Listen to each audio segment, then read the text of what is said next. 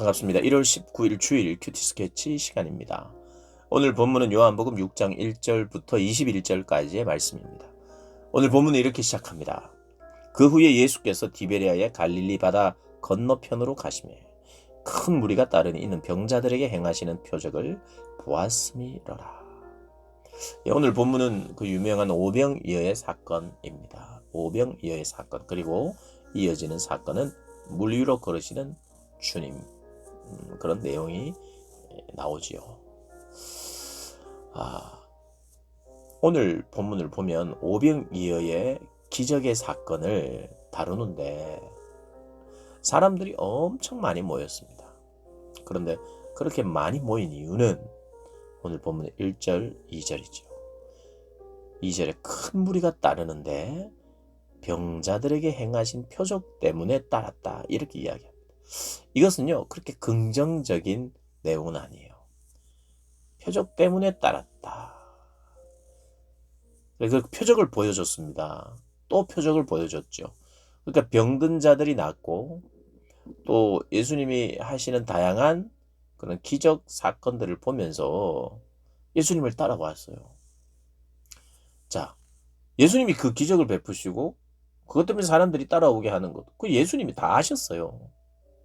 그런데 예수님은요, 따라오는 사람들의 동기를 바꾸어 주셔야 해요. 그러니까 예수님은 사람들을 일부러 모은 것은 아니지만 예수님이 자신을 증언하고 자신을 드러내는데 사람들은 그 드러내시는 주님을 보면서 믿고 싶은 마음이 있고 적극적으로 따라왔지만 그들의 믿는 그들의 이유를 고쳐주셔야 하는 거예요. 그러니까 어떻게 보면요, 난 예수님을 처음부터 너무 순수하게 성경이 말하는 본질적인 그 믿음의 내용을 가지고 믿는 사람은 거의 없다고 보시면 됩니다. 거의 없다고 보시면 돼요. 그러나 거의 잘못된 동기로 예수님을 믿는다고? 아니, 어떻게 그 신앙생활이라는 게 그런 잘못된 동기로 신앙생활을 하나? 의아해할 수 있어요. 그게 잘못된 동기로 시작한 게 아니라 분명히 주님의 기적과 권능을 보고 그 권능과 기적 때문에 내가 믿음이 시작된 것은 철저히 주님이 하시는 일이고 순수하고 아름다운 거예요. 그런데 그것을 받아들이고 그것을 쥐고 한 발 두 발 걸어가는 나는 아직 왜곡되어 있는 마음이 있기 때문에 그 믿음을 왜곡되게 바라보려고 하는 성향이 있는 거예요. 그러니까 이것이 고쳐져야 돼요. 성경을 알고 신앙생활을 한다는 것은 내가 본 믿음, 내가 가진 그 믿음을 제대로, 그 믿음을 가지고 제대로 가게 되는 것인데, 그래서 예수님이 한번 그냥 큰 거 한번 보여주고 알아서 그들이 올 수 있도록 내버려 두지 않고 그들에게 계속 어떤 동기로 너희들이 기적을 바라보고 믿음 생활을 해야 되는지를 계속 가르치시는 거예요. 그러니까 삐뚤빼뚤 잘못 가고 있어요, 사람들이.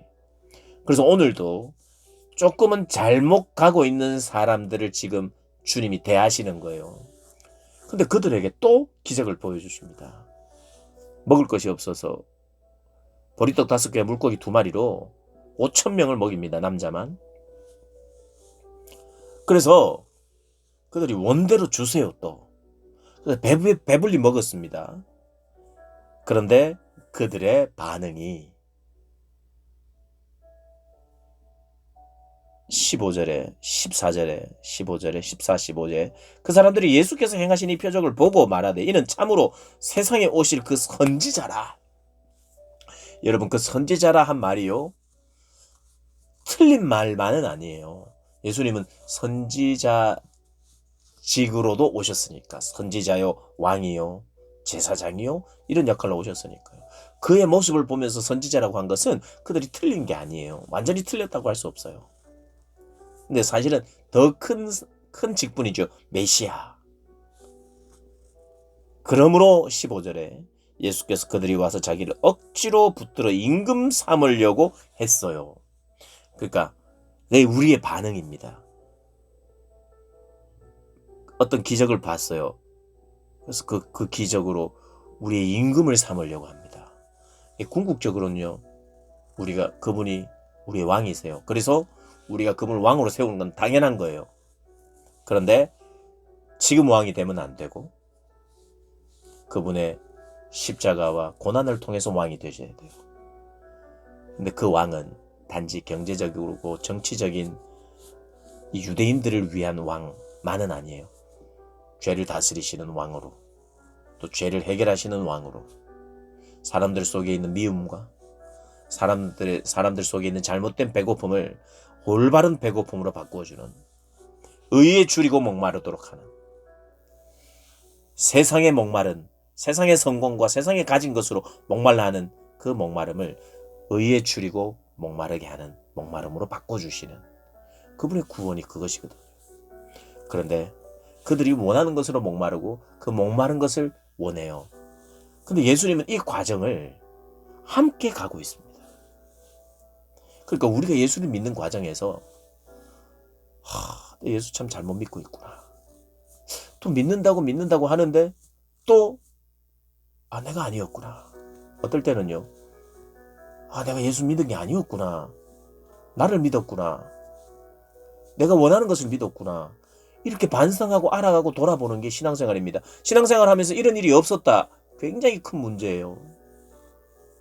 이런 일이 없을 수가 없습니다. 예수님이 자꾸 태클 거는 것 같이 태클 걸어요. 예수님이 이렇게 좋은 거 주셨고 원하는 대로 해주시는 분이셔야 되잖아요. 라고 이렇게 막 왜 나는 이게 안 돼요. 안 되게 하세요. 하는 일은 안 해주시잖아요. 예수님 안 해주시거든요. 원하는 거 결국엔 안 해주세요. 그러니까 죽인 거예요. 사람들이. 예수님 이 정도 능력이 있으면 한번 나서셔야 되는 거 아닙니까? 근데 안 나서십니다. 십자가에 그냥 묶여 가십니다. 끌려가세요. 그러니까 나약해 보이는 거예요. 그 사람들이 떠납니다. 버립니다. 배신하는 거예요. 정말 사람들이 원하는 거. 이거 원하고 결국에는 내가 원하는 걸 안 해주니까 결국엔 그분을 등지죠. 우리의 은혜를 체험하고 예수님을 목격해도 우리는 이렇게 변질될 수도 있고 깨달아가는 과정 속에 있기 때문에 빈약할 수 있어요. 그런데 그럼에도 불구하고 예수님은요. 자신을 드러내셔야 돼요. 기적을 베풀면 더욱 오해하는 상황이에요. 그런데도 주님은 자신을 드러내십니다. 왜요? 진정한 만나. 이 광야에서 만나를 생각나게 해요. 그리고 결국에는 예수님이 나중에 내가 너희의 생명의 떡이다. 이렇게 말씀하시기 위해서 오늘 이 본문이 소개되고 거기에서 오병이어의 기적을 베푸시는 겁니다. 광야에서 이 백성들이 만나를 먹었던 것처럼 구약에서 말씀하시는 너희들의 영혼의 만나, 영적인 만족을 채우는 분이 주님이시라는 것을 가르쳐주고 있는 거죠. 그래서 억지로 삼으려고 하는, 어떻게 보면 참 인간에게는 스스로 깨닫고 돌아올 수 있는 가능성이 전혀 없구나. 알 길이 없는 거예요, 사실. 주님이 결국에는 보여주셔야죠, 진짜. 이 사람들은 보기를 원했거든요. 더 큰 기적들, 병자가 낫는 것, 또 오병이의 기적, 이러니까 더 큰 걸 보기를 원했어요. 보여주기를 원하는 거예요. 그러니까 이건 당연한 거예요. 사람들이 더 보여주기를 원하죠. 여러분, 그런 경험이 없어서 그럴 수도 있는데요. 마술사가 있다고 보세요. 마술사가 똑같은 기적 이렇게 마술만 하면 뭐 그건 다 거짓말이지만 그거 뭐 계속 대단한 걸로 안 여깁니다. 뭐 자꾸 장미만 만들고 이러면 그거 대단하다고 안 봐요. 더 큰 걸 원해요. 더 자극적인 걸 원해요. 그래 내가 즐거운 거거든요. 나에게 뭐가 생겼어요. 주님이 뭔가 기적을 베풀어서 뭔가를 했어요. 그거 한 번, 두 번 받으면 당연한 거게 됩니다. 그리고 그보다 더 좋은 거 안 주면 주님 나빠요. 이렇게 되는 거예요. 사람들은 더 자극적이고 더 크고 우리의 본성을 따라 내가 원하는 거예요. 내 본성이 저기까지 큰 걸 원하면 저기까지 큰 걸 원하는 거예요. 그리고 내 본성이 다른 사람은 안 가져야 돼. 내가 비교 우위에 있어서 내 만족도가 커야 돼. 나만 가져야 돼 하면 주님께 우리에게 주지 마시고 나에게만 달라고 기도하는 거예요. 그걸로 요청하는 겁니다. 사람들이 자기의 수준과 자기의 악함대로 구하는 거예요. 내가 변하지 않고. 내가 변한다는 것은 다른 것에 목마르지 않고 의에 목마르게 되는 것이다. 사람은 그래요. 그래서 더 큰 걸 보여달라는 거예요. 더 큰 거 보여달라고. 그거를 그냥 그들의 눈에 차게 보여주기만 하면 되는 게 아니죠. 그래서 그들이 원치 않고 그들이 보기 싫은 그러나 너무나도 큰 기적을 베푸셨잖아요. 그게 뭡니까? 십자가. 원치 않았어요, 자기들은. 사람들은 원치 않았어요. 그런데 알게 된 거예요. 이게 가장 큰 기적이구나. 사람을 살리고 사람을 변화시키는, 나 같은 걸 사랑하시고 나 같은 걸 용서하시고 나를 받아주시고 나를 변화시키는 이런 놀랍고 큰 기적이었구나. 나중에 깨닫고 나서는 알게 됩니다. 그러면서 이제까지 크고 작은 기적들이 결국에는 우리의 시선과 우리의 방향이 잘못되고 나의 욕구대로 나의 욕망대로 그 주님을 붙잡으려고 하던 그들이 결국 주님이 가장 큰 기적, 필요한 기적을 보여주심으로 말미암아 나중에서야 이것이 진짜 기적이구나. 그 요한복음의 목적이 진짜 기적을 향하여 표적들이 계속해서 소개되고 있는 것이거든요.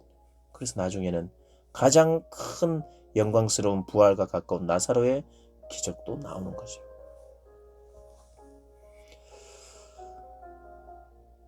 하나님은 여전히 우리에게